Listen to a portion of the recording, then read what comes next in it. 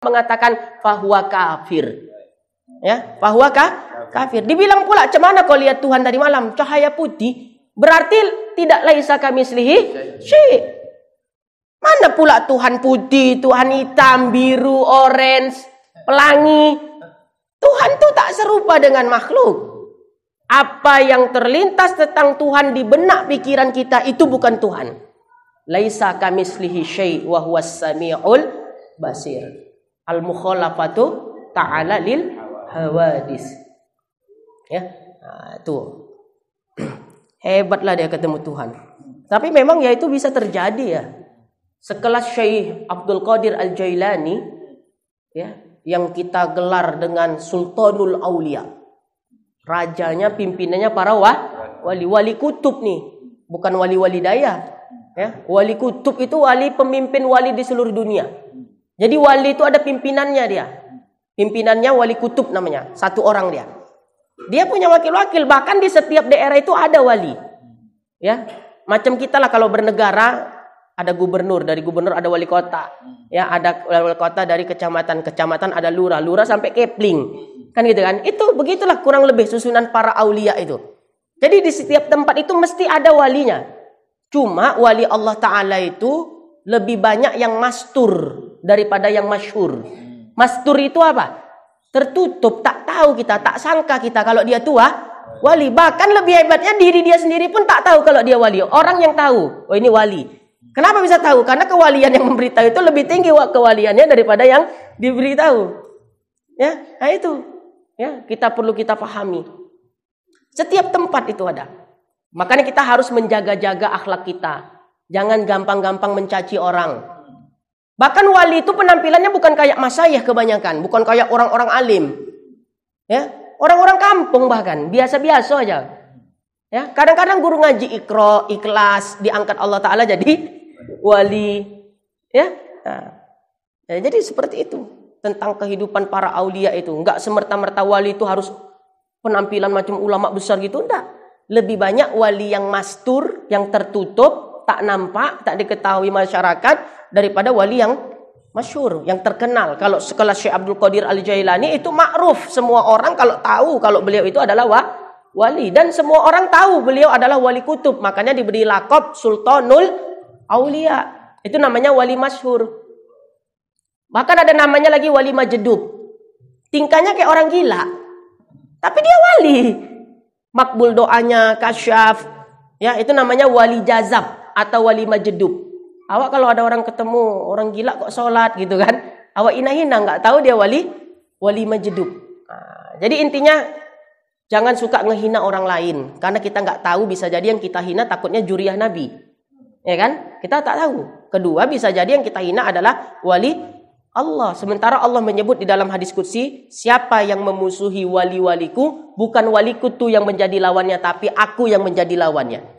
Jadi jangan musuhi wali, ya. Bukan wali itu yang kita lawan, tapi Allah Ta'ala langsung yang kita lawan. Itu disebutkan di dalam hadis qudsi. Ya, jaga lisan, jaga adab kita kepada orang-orang. Intinya kalau ketemu orang, kita katakan di dalam hati, ya dia lebih baik dari saya. Ya gitu. Ya, dia lebih baik dari saya. Dia lebih mulia dari saya. Untuk menjaga hati kita, ya, supaya beradab kepada semua orang. Nah, itu latihannya nggak seminggu 2 minggu itu untuk melatih hati seperti itu. Ya, kita baru dicium dikit tangannya sama orang, hebat aku gitu ya. Kau apa nih? Oh, cium-cium. Ya, langsung disandang ridak tuh. Besok, ya, udahlah. Ya, begitu. Payah kita nih, hati, mengolah hati itu payah. Baik, saya bukan kajian akhlak, ya. Itu bagian mu'alim abidin. Nah, saya bagian tauhid aja, yang gampang-gampang. Tapi poning. Baik, yang pertama irodah itu tadi apa? Maujud. Jadi andai Allah buka hijab kita di akhirat, maka zat Allah dapat dilihat, kemudian sifat irodah juga dapat dilihat. Jangan ditanya gimana hakikat sifat irodah itu, Ustaz. Ya, ini udah ketinggian kali nih.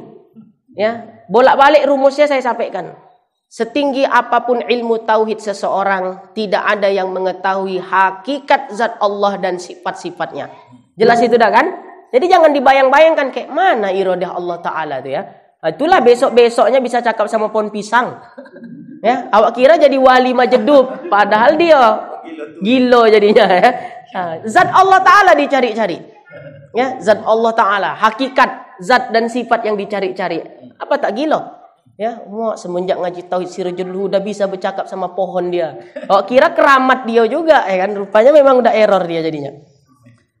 Masya Allah, tabarakallah. Dah, khair. Kemudian sifat iradah ini dikatakan qadimah. Dia berdiri bagi zat. Ya, sifat iradah itu maujudatun qaimatun bizatihi ta'ala. Dalam kitab Arab begitu. Dia berdiri bagi zat Allah. Arti berdiri itu maksudnya bukan berdiri macam kita. Ya, sifat iradah itu ada bagi zat. Tapi bagaimana adanya bagi zat itu wallahu alam. Sifat iradah tidak di atas zat, tidak di bawah zat, tidak di kanan zat, tidak di kiri zat, tidak di depan zat, tidak di belakang zat, tidak menyatu dengan zat. Ya. Kenapa? Memang dia qaimatun bizatihi ta'ala, dia berdiri pada zat Allah, tapi tidak diketahui hakikat qaimatunnya di situ seperti apa. Pokoknya kita cukup mengimani Allah Ta'ala itu bersifat dengan sifat iradah. Bagaimana sifat iradah bagi zat Allah? Ya, wallahu alam. Ya. Kita bersifat dengan sifat basor. Basor artinya apa? Melihat. Diketahui basornya kita, hakikatnya seperti apa? Tahu kita. Ya, inilah basornya kita. Kita mendengar. Dengan apa kita mendengar? Dengan telinga. Bagaimana telinga kita? Diketahui hakikat ya, telinga kita seperti apa. Tapi sifat-sifat Allah, Allah mendengar dengan apa? Allah maha mendengar tidak? Ya, maha mendengar. Dengan apa Allah mendengar? Allah mendengar dengan sifat sama'nya. Bagaimana sifat sama itu? Wallahu alam. Jangan awak bayangkan Allah maha mendengar. Sebesar apalah telinga Allah Ta'ala. Ya, Allah tidak berjisim. Ya, jangan awak pahamkan Allah maha mendengar, Allah punya telinga. Allah maha melihat, Allah punya mata. Ya, Allah maha berkalam. Ya, Allah punya lisan, punya mulut. Nah, itu paham mujassimah, itu Wahabi. Ya, kita Ahlussunnah wal Jamaah. Ya, Jamaah tabligh itu Ahlussunnah apa tidak? Ahlussunnah. Ya, Ahlussunnah. Cuma Ahlussunnahnya mereka pendirinya itu Syekh Al-Kandakhlawi itu Ahlussunnah Maturidiyah. Ya, kalau kita mayoritas di Indonesia Ahlussunnah wal Jamaahnya Asy'ariyah atau Asy'ariyah. Enggak ada masalah itu. Ya, jangan dipertentang-pertentangkan. Ya, Ahlussunnah. Ahlussunnah Maturidiyah. Maturidiyah. Mazhabnya kalau di sana mayoritas adalah Hanafi. Kalau di sini kita Syafi'i. Dan tabligh yang di Indonesia itu Asy'ariyah di Temboro. Ya, udah sampai ke sana Ustaz Isa belum? Nanti kita ajak ke sana nanti. Ya. Di Temboro. Kitabnya ngaji sama kitab macam kita. Sifat 20 yang ada, Fathul Majid, Dusuki, fikihnya kitab Minhaj, bahkan Sahih Bukhari pun dihafal sama mereka. Ya. Mazhabnya tapi mazhab Syafi'i. Jadi ya, Jama'atut Tabligh yang ada di Asia Tenggara, Indonesia, Malaysia secara umum, pahamnya Ahlussunnah wal Jamaah, Asy'ariyah, mazhab Syafi'i sebagaimana kita secara lazimnya. Tapi kalau di pusat sana, ulama-ulama mereka ya Ahlussunnah wal Jamaah Maturidiyah, mazhab Hanafi. Ya, Maturidiyah. Apa bedanya Maturidi dengan apa? Asy'ariyah. Ada juga perbedaan-perbedaannya, tapi perbedaannya enggak sampai ya menyebabkan macam Mu'tazilah itu gitu kan, enggak. Ahlussunnah kan udah saya sampaikan. Ya, takwin, sifat takwin kemarin udah saya sampaikan kan? Itu bagi Maturidiyah. Ya, bagi Asy'ariyah itu enggak ada sifat takwin. Ya. Iza utliqa Ahlussunnah wal Jamaah fal muradihi al Asy'ariyah wal Maturidiyah. Ya, di dalam kitab Ittihafus Sadatil Muttaqin karya Imam Az-Zabidi yang merupakan syarah daripada kitab Ihya Ulumuddin daripada Al-Imam Al-Hujjatul Islam Abu Hamid Muhammad bin Muhammad Al-Ghazali At-Tusi Ad-Dimashqi Asy-Syafi'i atau Imam Ghazali. Dikatakan apabila iza utliqa Ahlus Sunnah wal Jamaah. Kalau apabila disebut Ahlus Sunnah wal Jamaah. Siapa itu Ahlus Sunnah wal Jamaah? Fal muradu bihi al-Asy'ariyah wal Maturidi. Jadi Ahlus Sunnah wal Jamaah itu orang yang bermazhab Asy'ariyah atau bermazhab Maturidi. Nah, jadi Jamaah Tabligh pendirinya Syekh Kandakhlawi itu Maturidiyah, mazhabnya Hanafi. Jadi Ahlus Sunnah saudara itu. Ya, walaupun beda ibu misalnya. Satu ayah dia Ahlus Sunnah kan gitu kan. Satu maknya Asy'ariyah, satu Maturidi. Saudara itu tak ada masalah, ya. Saudara. Udah saudara sewali lagi kan? Sewali tidak tuh? Sewali kan? Ya. Jadi tak usah dipertentangkan. Ya. Saya sering nyampaikan begini. Kita nih dalam beragama begini. Semangat ilmu itu harus sebagaimana semangatnya mendalamnya ilmu sebagaimana ulama-ulama NU. Ya. Semangat di dalam membaca maunya sebagaimana semangatnya orang Wahabi. Wahabi itu nggak ngaji sama guru nggak apa-apa, yang penting baca aja kan gitu kan. Nah, jadi semangat kita dalam membaca, contoh semangatnya orang Wahabi. Rajin membaca. Awak membaca aib orang aja tahunya. Ya. Kemudian dalam manajemen contoh Muhammadiyah dan dalam dakwah contoh Jama'atut Tabligh. Kenapa? Mereka dakwah nggak diundang, datang sendiri dan mereka dakwah bukan cari uang mereka untuk dakwah. Sanggup kita gitu? Awak bercamo kalau tak ada amplopnya mau tak datang lagi. Ya, kebanyakan kan gitu kan. Nah, mereka tak duit mereka untuk dakwah. Nah, jadi himpun semuanya. Dalamilah ilmu sebagaimana ulama-ulama NU. Kan ulama NU itu pendalaman ilmunya luar biasa kan. Seakar-akarnya dapat dia. Ya, kemudian semangat membaca macam Wahabi. Ya, Wahabi kerjanya membaca ya. Sampai debat pun bentar Ustaz. Ya, buka AP dulu, ya. Ustaz ada paket katanya. Ada apa namanya? Hotspot. Kenapa? Saya mau nyari katanya. Debat pun masih sanggup baca dari internet. Nah, itu semangat baca. Manajemen dakwah. Contoh sebagaimana orang-orang Muhammad, dia bisa bangun rumah sakit, sekolahnya cantik-cantik. Betul nggak? Bagus nggak manajemennya berarti? Bagus. Ya, itu dia. Kemudian semangat dalam menyampaikan ilmu, berdakwah, contoh sebagaimana Jama'atut Tabligh. Jadi kalau semua ini pada diri kita ada, komplitlah semuanya. Ya, komplit. Dah baik, kembali ke masalah tadi. Jadi sifat iradah ini sebagaimana sifat kudrah, dia itu qaimatun. Ya, qaimah, qadimatun. Ya, dia itu qadim. Ya, qadim itu maksudnya tidak berawal. Zat Allah itu qadim. Segala sesuatu yang berhubungan dengan zat, baik sifat ataupun asma Allah, itu adalah qadim. Jadi zat Allah qadim, ya, sifat-sifat Allah qadim semuanya, dan asma Allah juga qadim. Semua yang berhubung dengan Allah, sama ada zat, sama ada sifat, sama ada asma, qadim semuanya. Qadim itu sama dengan qidam, tidak berawal. Zat Allah sudah ada sebelum segala sesuatu ada. Kenapa? Karena zat Allah tidak ada awalnya. Itu namanya qadim. Ya, maka sifat-sifat Allah juga qadim. Sebagaimana zat Allah qadim, sifat-sifat Allah qadim. Ada pula yang mengatakan zat Allah qadim, sifat-sifat Allah baharu. Pendapat siapa itu? Ya, bagus. Pendapat falasifah. Ya, pendapat falasifah. Ya, sama ada pendapat falasifah gini. Tentang wujud. Sebelum pada masa azali, wujud itu adalah zat. Dan pada masa baharu, setelah masa ada selain Allah Ta'ala, wujud itu menjadi sifat. Gimana pula berubah-ubah wujud dari zat menjadi sifat? Tapi itu pendapat falasifah itu. Ya, filosof. Ya, orang-orang ahli filsafat. Tapi pendapat Ahlus Sunnah wal Jamaah tentang wujud terbagi dua. Ada yang mengatakan wujud adalah zat, itu pendapat Imam Abu Hasan Al-Asy'ari. Ada yang mengatakan wujud itu adalah sifat. Udah dua ini aja. Kalau ada kita dengar atau kita baca, wujud pada masa azali adalah zat. Dan ketika masa baharu wujud menjadi sifat. Itu pendapat falasifah, jangan diikuti itu.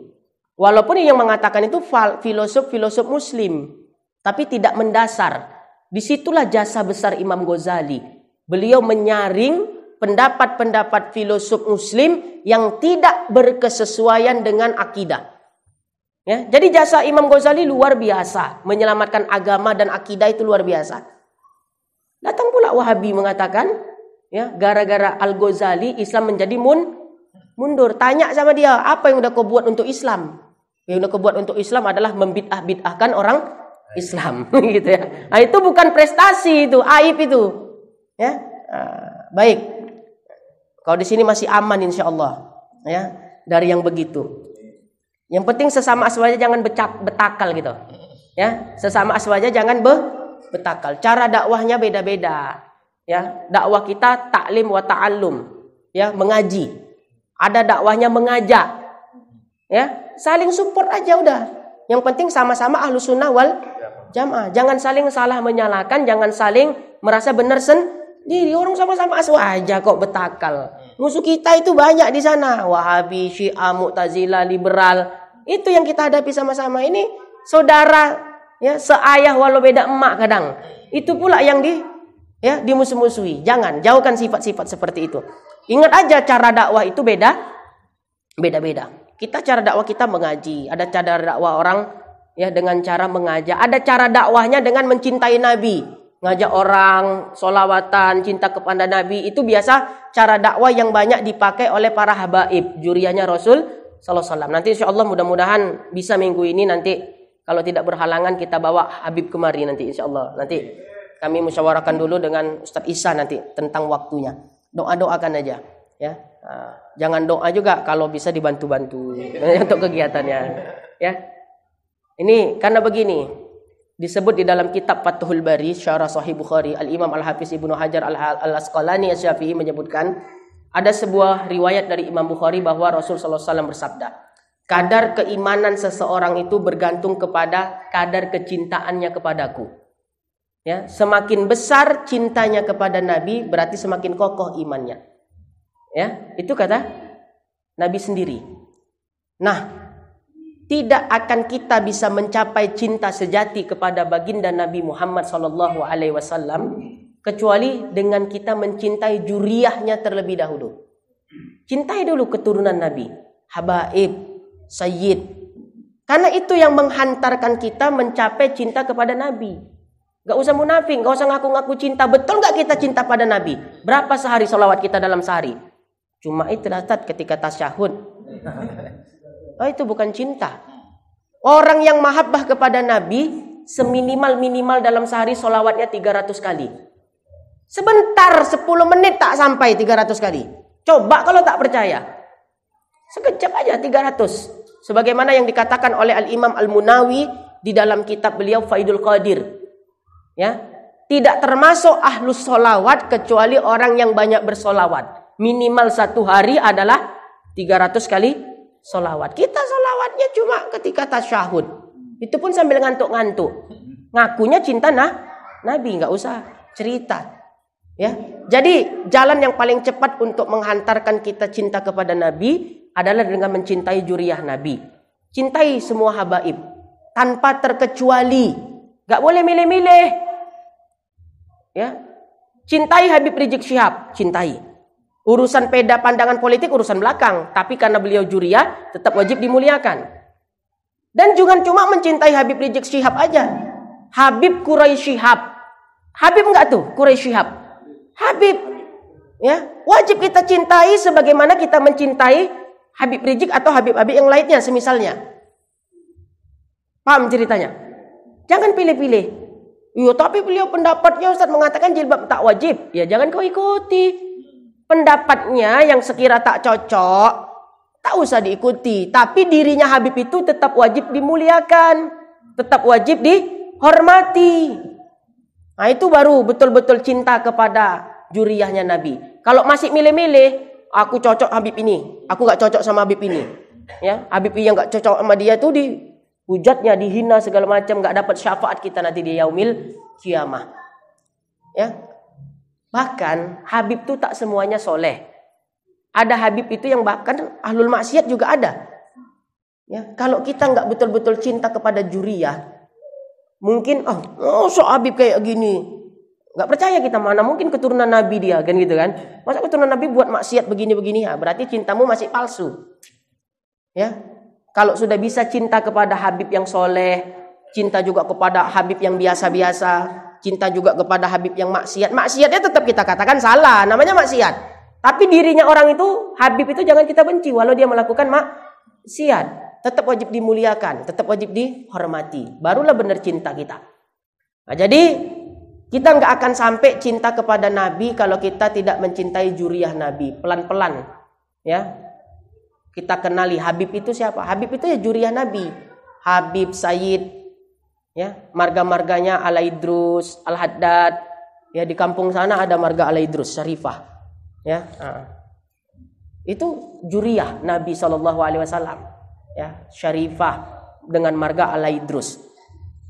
Nah, kemudian kata beliau tadi, kadar cinta, kadar keimanan bergantung kepada kadar cinta kepadaku, kata Nabi.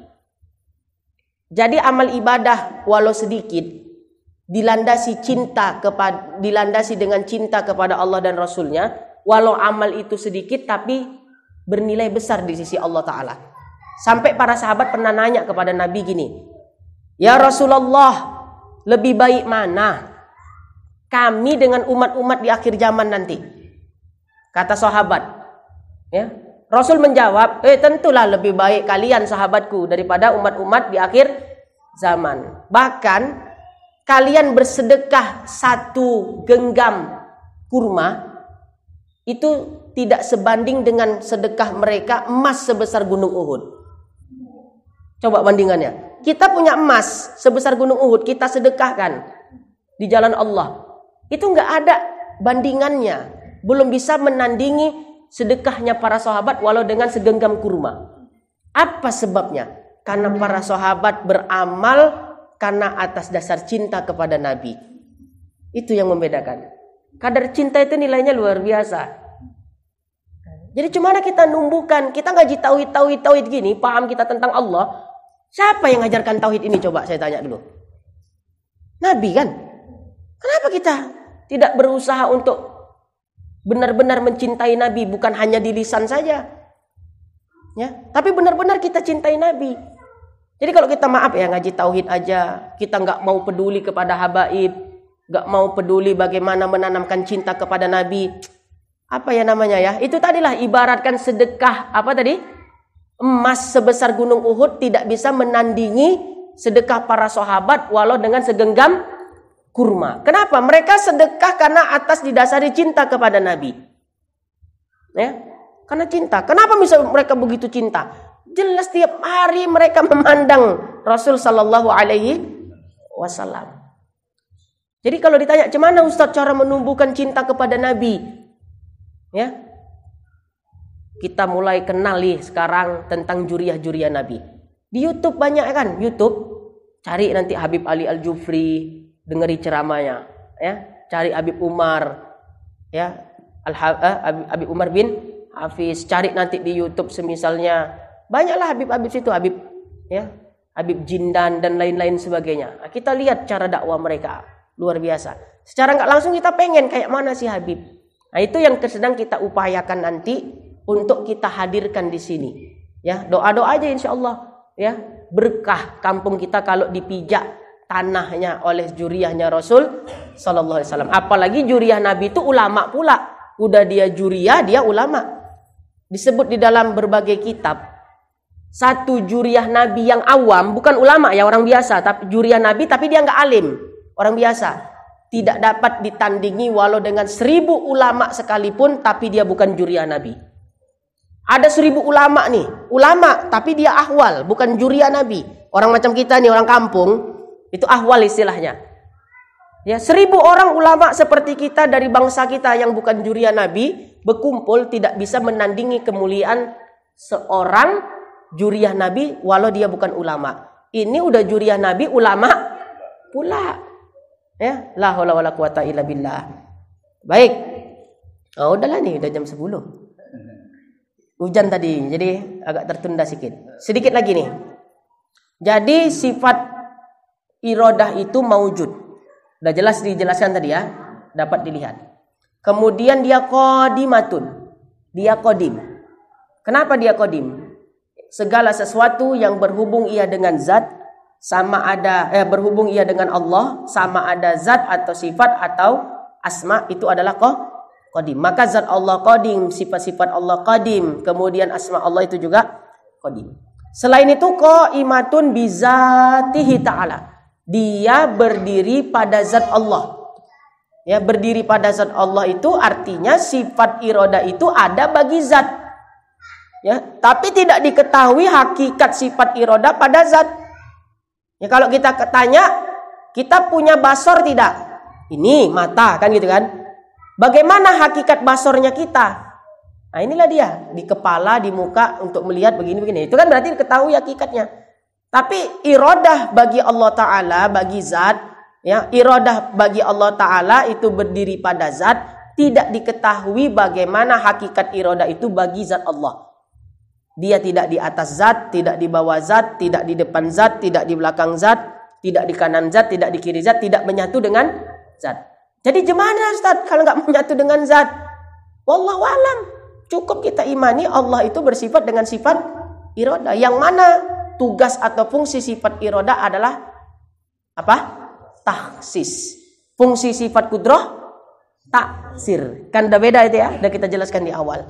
Nah, untuk sementara waktu dicukupkan sampai situ dulu. Insya Allah di malam Senin 2 kali lagi, karena malam Senin ini minggu kelima.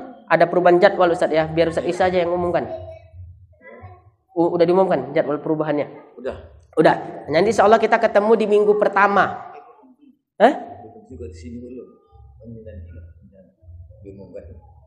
Oh belum itu ya, ini mau Ustaz umumkan lah nih ya. Ustaz Isa nanti yang mengumumkan untuk ada perubahan pergeseran jadwal sedikit. Itu saya kembalikan kepada Ustaz Isa selaku moderator, mudahan manfaat.